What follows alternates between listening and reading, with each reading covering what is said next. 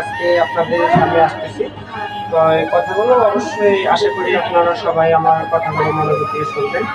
এটা কথাগুলো বলতেছি শুধু খালি এমনিতেই না, মানে অনেক কষ্টের কথাগুলো বলতেছি, সেটা বলার না।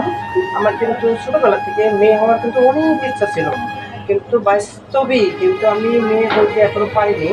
তো এই বিষয়টা আমাকে অনেক ইচ্ছা ছিল, যাই হোক আল্লাহর ইচ্ছা, যেহেতু আমি পারিনি। তা এই বিষয়টা নিয়ে না আমি কিছুদিন আগে একটা শর্ট ভিডিও করতাম, থ্রি পিস করে না একটা ভিডিও করতাম। তো এই ভিডিওটা না মোটামুটি অনেক সেলিব্রেট করেছিলাম, প্লাস অনেক লাইক কমেন্ট শেয়ার সব করছিল। তবে আশা করি আমাকে সবাই সাপোর্ট করে এবং সবাই কমেন্ট করে।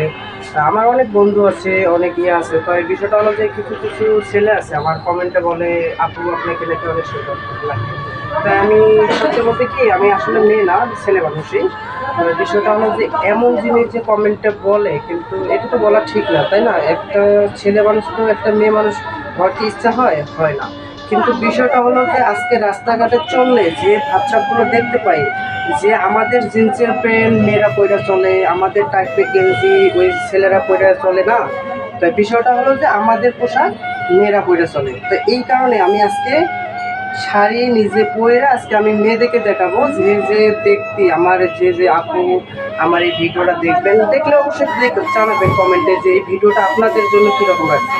তো এখন বিষয়টা হলো যে আমি যে আপনাকে যে কথাগুলো বলতেছি, যে এই যে রাস্তাঘাটে চলাফেরা করলে টাইট ফিট হ্যান্ডসাম মডেলিং কত বাবা, একটা জিন্সের প্যান্টের দাম নাকি বলে 1,65,65,000 টাকা। ওটার দাম শুনে তো আমি মনে করছিলাম যে ওটাকে কত বছরে যে কাম করে ওই প্যান্টটা কিনতে পারবো না।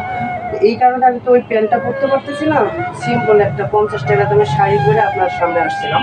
তো যদি আপনার ভিডিওটা ভালো লেগে থাকে, আশা করি আপনি লাইক কমেন্ট শেয়ার সব কিছু করবেন। তবে আশা করি সবাই আমাদের লাইক কমেন্ট করে সবাই আমাদের পাশে থাকবেন। আসসালামু আলাইকুম, সবাই ভালো থাকবেন।